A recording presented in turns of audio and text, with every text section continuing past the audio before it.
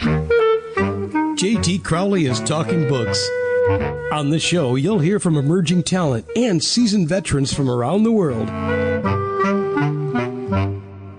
Hello, I'm J.T. Crowley, the host of Talking Books show on Web Talk Radio. And today I've got the wonderful golden opportunity of talking to Bernard Hayes about his book, The Stealthy Viral Pimpernel. It's a diary of holistic government pandemic failures, political letters to authorities, political poetry, articles for political change. So, who's best to tell you all about his book?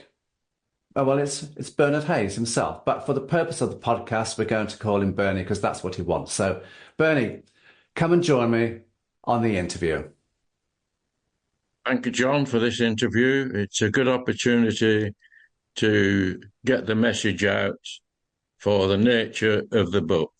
It is complex. It is a complex read, but it's well worth informing not just the UK population, but the global population in terms of how to move ahead and in risk management of preparing for the next pandemic. Brilliant. Now, Bernie, before we open the book, could you tell the audience, who are you? Why have you written the book? And what's the purpose of the book? My name is Bernard Hayes. I was born in Radcliffe, Lancashire, 10/11/1939, just at the start of the war. Educated in Radcliffe St Mary's School and Church, and fortunately was appointed by de Havilland Aircraft Company to serve the business of propellers and guided missiles, which I did for 6 years before the government of the day cancelled the whole programme. I then had to return north into Lancashire and met my wife, then had a beautiful life in terms of mega project management, and then on to running my own company for 25 years as a management consultant, again, globally. Again, very blessed to work with 70 nationalities around the globe and learn much more about an education in culture and culture appreciation of all the differences, but all the common events that we share together in the joy of life, music, dancing, and the national costumes, which became an excellent education for my family as well, for my daughter Michelle, Professor now, Robert, and James, who is now in Australia with our 6th grandchild. Wow. So I've had a very blessed life. You have, haven't you? And I say that in the written introduction, everybody. Now, Bernard, this is a fascinating book. And as you've already said, it's not an easy read, but it's not meant to be. It's certainly not a bedtime story, everybody. But it's a book that's going to make you think. That's what it's written for. It's thought-provoking. So let's open up the book and let's see what it's about, everybody. Now, your book, Bernie, has numerous parts, sections to it, however you want to address them, anybody. So as to give the audience a reasonable insight as to the contents, let's go to some of those areas. So if they want to know more, well, I always say to them, it's very simple, audience, go and have a look at his book. Can't be fairer and more simple than that. But the idea of this podcast interview, everybody, is just to give you a flavour of what Bernie's book is about. It's not to give it away. So let's go to the section of the book headed up Part 0.0. Here I find you talking about a whole host of things. Mission, the Neotree Charity, CWRASH, Death Rates UK, Supermarket Risk, All Workers Are Key Workers. I agree. global and environmental challenge, dynamics of the virus, plus other issues. My question to you, Bernie, is what's the underlying message you're attempting to get across to the audience and the reader here in this part of the book? Two issues. The purpose was to save lives because my knowledge of the subject matter throughout my career is a big part of the book's about a third of it. But when I finished my memoir in 2019, November, my son-in-law phoned us up to say there was a mysterious disease going on in Wuhan, China. I met with one of the seniors in the subject matter, and they had worked together in Hong Kong, where Michelle and Steve had to move because of lack of funding in the UK. Not just lack of it, it was also cutting it. So they went ahead. He got his professorship there, and then followed by Michelle, who also had studied epidemiology as well. But her main subject is neonatal saving of babies in Malawi, Zimbabwe, Bangladesh, and Nepal.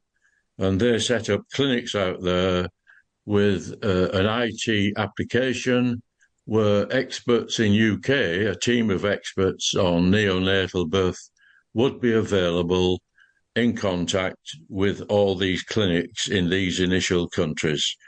And they intend to expand it to, once they've got sufficient funding again, expand into other similar areas in the world.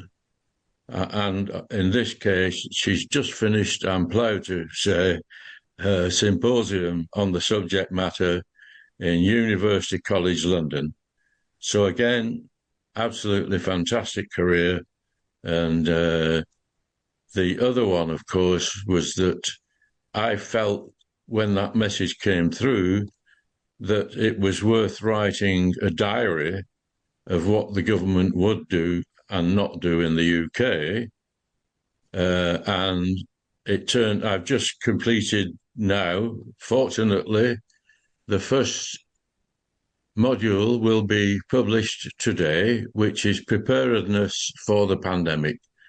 And I have yet to see what the official inquiry produces in this paper, because I do not believe, I'm in contact with the inquiry. I'm also in contact with the bereaved families group, because when my wife passed away, we were not allowed to see her when the government were partying and enjoying themselves, and we could not do that. So it was to hold the UK government, but the impact is a global impact, because the basic formula for so-called social gathering, 2.5 meters, is not a safe distance at all. But people globally are following the World Health Organization 2.5 social distance. It is impossible to actually achieve that and for it to be safe at all. So we need to challenge the whole structure of global preparation, not just the UK. And of course, I will mention her name. Your wife was Mary, wasn't she? Yeah, Mary Carmel, yeah. She was. Now, let's go a little bit further into the book, Bernie, under part 1.0, which you head up, the pandemic. You talk about viral DNA and RNA, differential analysis, the role Matt Hancock, the then Health Secretary for the UK, and his handling of the pandemic. Stay-at-home issue, collateral damage, Chief Medical Officer, journalists and the pandemic, culpable actions, plus again, a whole host of other issues. Again, where are you taking the reader and the audience here with this part of the book? Well, I mean, the fact is that the two major papers produced, 2011, 2017, the first paper, which was produced by 1,500 people of experts, generally scientists and senior medical people, one of the first statements in 2011 is stay at home, keep warm, drink lots of liquid. Well, to a person on dialysis whose kidneys don't work, drinking a lot of liquids mean I have to take it off. The more I drink, the more I have to take off. So that was just a personal thing. But it was also the fact that history has shown that staying at home in high-rise buildings, big families, aeroplane flight, tube flight, bus flight, enclosed environments just breed and transmit the virus much more quickly. So that, in its statement itself, was a bit of a death knell for those people who actually go out to work manually all day, live in enclosed environments, and that's why it spread a lot more quickly in these environments. And it was really something that was wrong with the first report, that they hadn't studied risk management properly. And I do include several headlines of where the risks are high in the book, and people would be recommended to read and study. I mean, the supermarket is one, but hospitals are another one, in particular hospitals, because they're dealing with lots of other problems as well, not just the virus. Okay, let's go, Bernie, and take the audience to a little bit more into the book. Part 2, Prevention and Control, Parameters for Infection Control and Technical Review. Now, this is a short area, everybody, but I find you talking about contributions to viral pandemics, science, and applied science engineering solutions, disinfection process, spatial environmental parameters, plus genome analysis. It's quite a complex little chapter, little area, isn't it? Well, would you care to expand? Well, I have lived in many environments where viruses are endemic, but not pandemic. There is a difference, isn't there? I mean, the first position I held was as an aeronautical engineer on the Blue Streak missile system, and we had to ensure that what we were sending into the cosmos was, as far as possible, did not transmit any of the terrestrial diseases that we were aware of. I then covered other areas that are the major transmission causes. And again, a lot of the advice, I mean, Rishi came out with a comment about we will reduce the price of dining out. Yeah. Of course, that increased the contact in the pubs, the clubs, the restaurants, and his problems still went with him, I think, in the last election here. But this was one of the key issues and areas of transmission. And I hope that individuals would take care in future. And I will be reading the first module report this evening when it's out to see if it's accurately covered a program for the event of the next pandemic. Also, my son-in-law is now the Director General in running a team that are looking at preparing for the next pandemic. So he's now being appointed, seconded from Imperial College into the government to do that preparation. We will see if he can continue with the new government that's going in. So that's another issue. And just to clear a few things up, everybody, Rishi Sunak, during the UK pandemic, was the Chancellor of the Exchequer, and then later went on to be the British Prime Minister, and now is not, because there's a new Labour government under Sir Keir Starmer in the United Kingdom, and that's what Bernie is on about, everybody. Yes, Now, correct. Part 3 of your book, you have some very interesting topical matters that you touch upon. You head the section up, Career Experiences of Engineering Infection Control and Childhood Memories. Now, I have to say, what caught my attention in this part of the book was when the virus struck. The Middle East problems, Africa and infection risks, yellow fever, the white man's grave, you say, malaria, cholera, tsetse fly, Ebola, and Iran infection control. And I have found it, how shall I say it, intriguing as to why you focused on these subject matters at this particular junction in the book. And so I was starting to think, why are you talking about these issues here, and what conclusions can the audience and the readers draw from this part of your book? Well, basically, it was running through an introduction to an audience that were not at all familiar with any of the common viruses in the countries that I'd worked. So I related my link with those countries because it was high risk. I mean, when I went, before I went to West Africa, I went to see my GP to see what injections I should take. And he simply said, well, look, Bernard, said, every year you spend in the tropics, you'll lose from your life.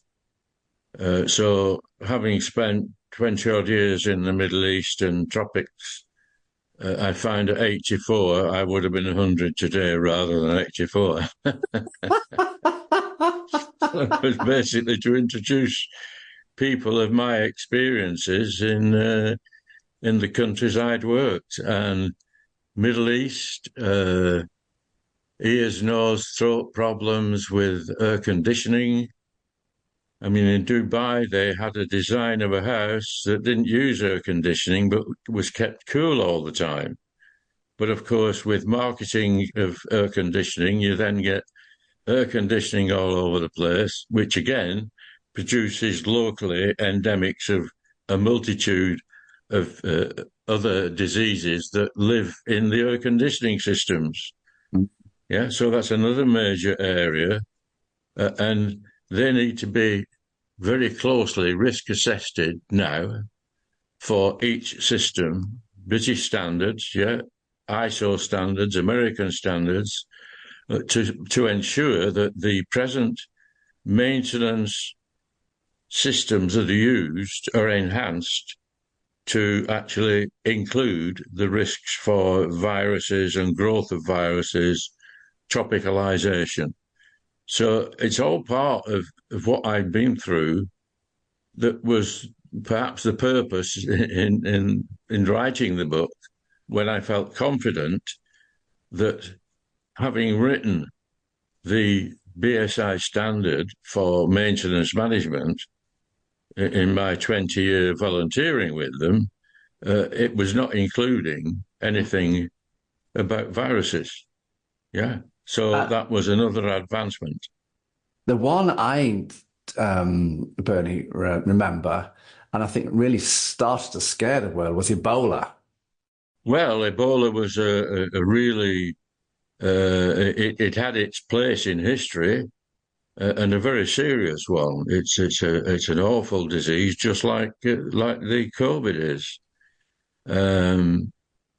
The other thing is that the untruths that were told, say, in early 2021, there was another major issue, and that was are the organisations in place to be able to deliver the recommendations that were made in the two major papers?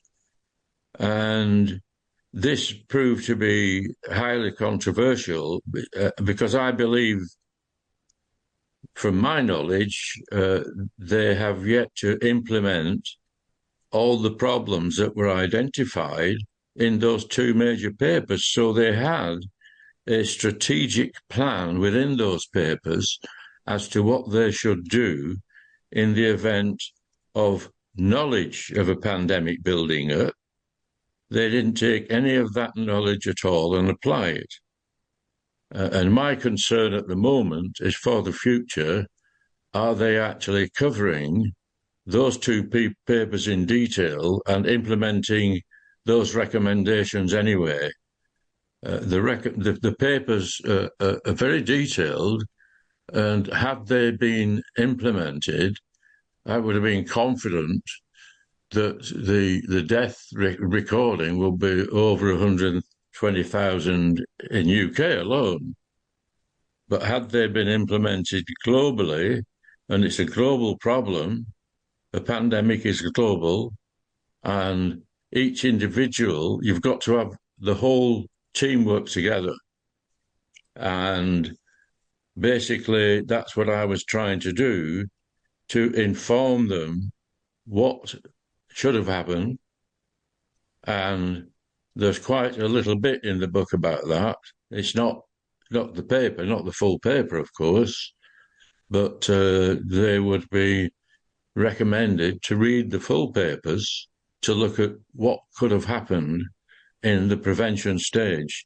So that's why I'm waiting for the first module to come out now, to see how much they've referred to those two papers, having spent a vast amount of money in producing them in the first place.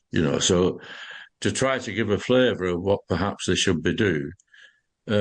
Quality management identifies what's wrong, but not how to solve it.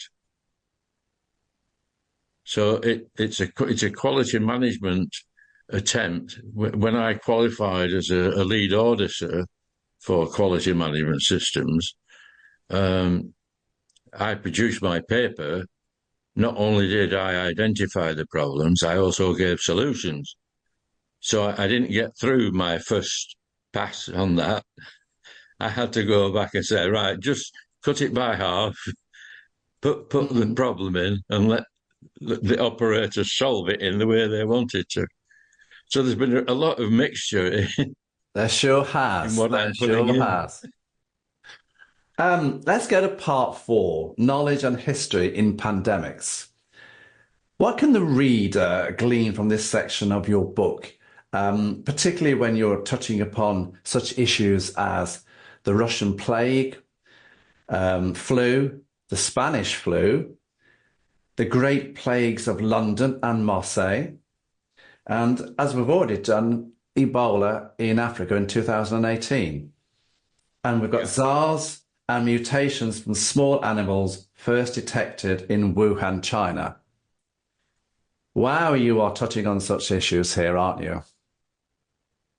Well, I'm putting examples together of what's happened in history, and one of the points there was that they managed to design barriers, masks, not of the not of the one now, because that's a different spec, but they actually designed very weird barriers in order to try and protect, and that the concept they had of what the transmissions were are included in some of these examples. It's basically to educate them on the fact that we should be aware that it will arise anywhere, more in the way we live, closeness to animals. The time we had our animals in the house with us, didn't we? So this is the kind of thing that, and then the nature of, the Spanish flu, in actual fact, was the model for the first paper, 2011, influenza. Now, the defenders in the existing inquiry are using the state that we all thought it was about influenza. In actual fact, it was influenza, which is the biggest killer. So the strategic plan was based on influenza. And so Spanish flu, influenza, the family of COVID and SARS are all very similar linked. And within that, a lot of the DNA and RNA had actually been established, and it was only the variants that they had to check on. They didn't start from scratch. So they had a model that would not take too long, and in actual fact, they managed to do it in 4 to 6 months. And it was only because they already had DNA for quite a number of these viruses, but not the mutations that go in with it. And the speed of mutation is just, it's amazing, really. It's highly intelligent. That's the other thing, that the viruses are highly intelligent. Open to give them a flavour to be able to study a little bit more about, to protect themselves. Yeah. Of course, that's the problem with the vaccines now, COVID. They have to include the new variants because they are. And I understand, or my understanding of the Spanish flu was it came after the First World War. And of course, a lot of the countries, their finances were just absolutely, soaked up, and there was no money there available to address this. And the countries were war weary. And of course, there was no vaccines. And that's why I understand the Spanish flu was so devastating. Virulent, yeah. Yeah, absolutely. It was, 23 to 30, yeah. Yeah. I mean, the amount of deaths at that time for the total number and the per capita figures were horrendous. But the choice of Spanish flu as the model how to manage the next, in other words, preparation for, which we're now looking at. And definitely, yeah.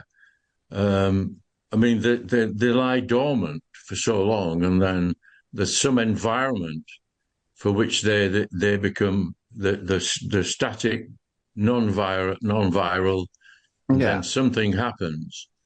I mean, for instance, when I did the special report on Legionella for the government, actually, for the British government, it was the fact that Reading was the head of HMRC, that's the tax people in the government, and there were deaths in there. And so I did the report of investigating what it was, why it was. And a British standard that was issued to save energy actually was one of the elements of the root cause of the Legionella, because they were trying to save energy, but at the same time, it created an environment of heat saving that was brilliant for heat saving, but not good for Legionella. Not for anything else. In your book, part 5, lessons learned or not, what's your viewpoint here?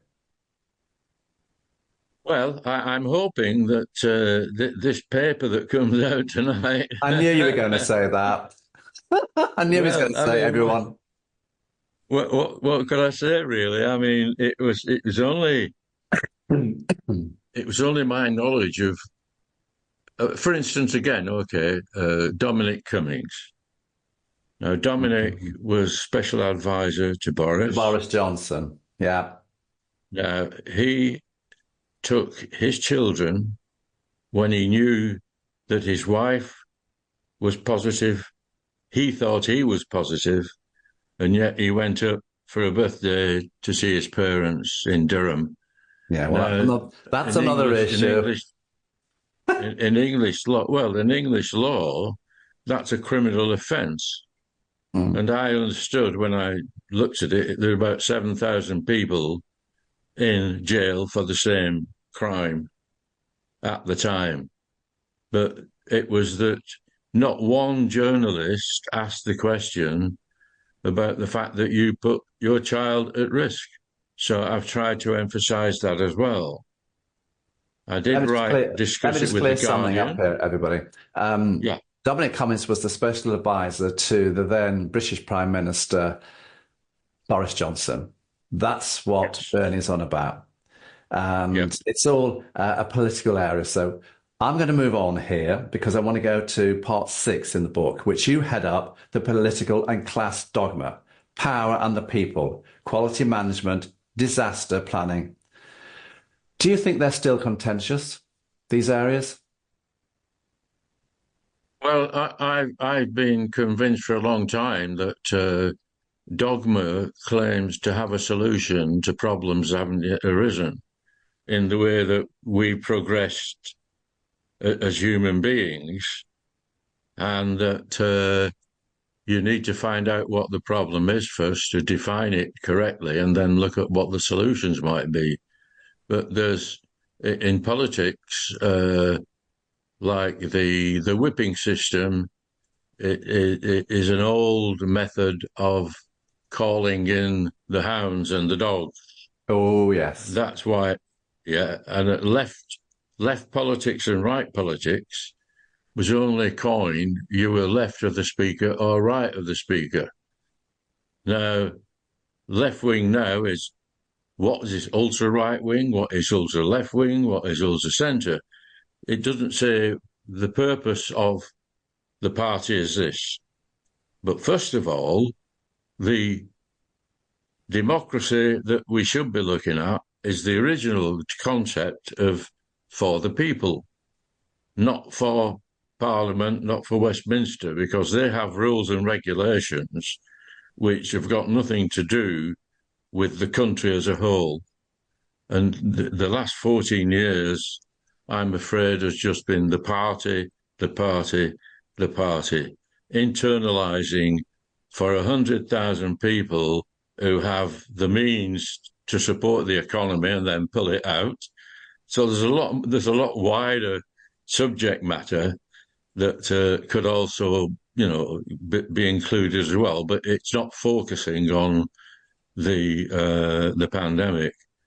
No. And the sad thing is that, sorry, when I wrote to Publish Health England, they said they weren't responsible. Now, I find that response. Really?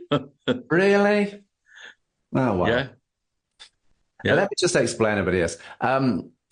I know we're talking, everybody, this is about the UK system, really. The chief whip and the whipping system in the House of Parliament is, how shall I say it? It's an organisation, it's a setup that within the political parties make sure that the MPs follow the political viewpoints of their leaders, basically, whether they like it or not. Yeah, but I've included that as well. Yeah, I know. Because speaking your own mind, yeah. Sorry.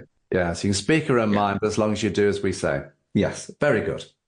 Let's go to another. We could be here all day on this matter, everybody. Let's go to part 7 and part 8, which you head up epilogue and postscript. You highlight certain areas like Alodric's failure, responsive, leaderless excuse for, yes, men we have today. The Northern Powerhouse, the polluter must pay, interesting. The UK pandemic and preparedness strategy 2011, and lots of other things. So very briefly, what can the audience take from this part of the book? Well, basically, I went to the stage back to my career, which was terminated by the then government. The Blue Streak missile was meant to replace all the V bombers. All the aircraft industry was outsourced. I mean, all that we do at the moment is a little bit of wing development and design. So I went back to the day when I lost my career to see what other changes had been made of such an economic impact on. And what I've tried to do is to list out the areas in which taxpayers' investment money has been used in developing the various things like sewage and everything like that, IT systems, and then they're outsourced. And now all that money goes to shareholders, and we're now asking the taxpayer to fund multi-billion pounds of support for all these industries. Oh, yeah. So it's the quality of decision making here in terms of the politics. And again, it's like the democracy situation. Do we have a democracy for the people, by the people? I don't think we do. We just have a model. So it's all about modelling. And again, this is linked into the parties, isn't it? It's outsourcing of funding in 79. I've included that too in somewhere in the back, I think, in version 2. And the fact that we funded development of the industrial revolution in the Far East and Middle East. Now we're chasing that business again, and we'll never get it back because the ownership has passed on, not just the production, but the ownership has passed on. So it's a very deep impact on where we stand as a nation. And I mean, Great Britain was built on internal slavery and not just external slavery.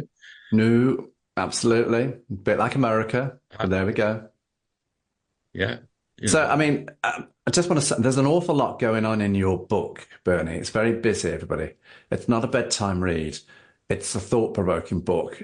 And it's based really around the way that it was the pandemic, the COVID pandemic, which started in 2019 in Wuhan, China, and how the political systems, those in power handled the situation, whether you deem them to have handled them well, not well, or indifferently. This is really what Bernard's book is about, everybody. So I'm intrigued now because I know he's excited about a report coming out today, but we'll go on from that. Do you intend to write any more books, Bernard? I've published 2 others. One was my memoir, of course, because people had suggested that it looks as though I'd had an interesting life. Why don't you write about it? So I did start, but then got dialysis and what have you.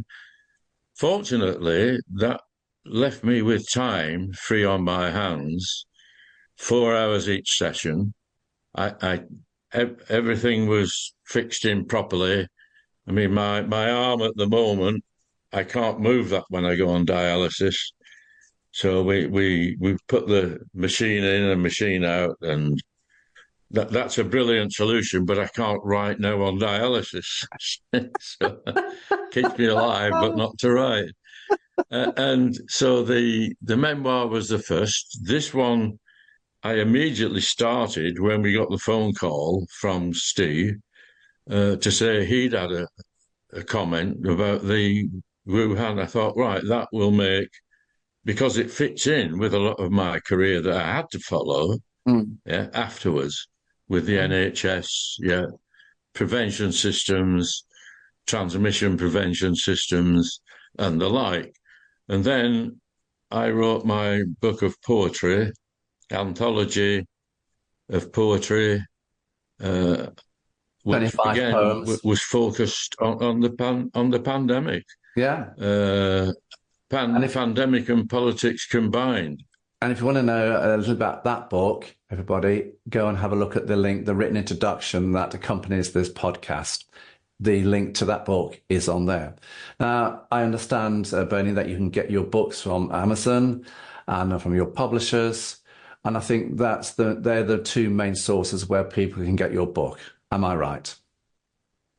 Yes, I will normally do my local purchase and distribution as well, which I have to say I can get a reduced price. Bit difficult for the Americans and the Canadians, and anybody else listening around the world, to go and nip into around Lancashire in the United Kingdom. Anyway, Well, I have people in America that I've also sent through with their company bags. You see, or in the diplomatic bag. Move on quickly. Bernie, I have to say it's been a wonderful opportunity to look at your book and to chat to you over the last couple of weeks. And I just want to take this opportunity to thank you very much for coming on the show. And it's been fascinating. And this just goes to prove to everybody that, the podcast, when we do it, is live, because even when Bernie gets a phone call, he takes the phone call. I think we'll keep that bit in. yeah, Just shows it's live. And when it's live, you never know what's going to happen. So I think I'll just keep that bit in just for. Well, I'm sure you can edit it well, can't you? We'll edit some of it, yeah. Anyway, I'm JT Crowley. Thanks for listening, watching wherever you're in the world. So until next time, stay safe.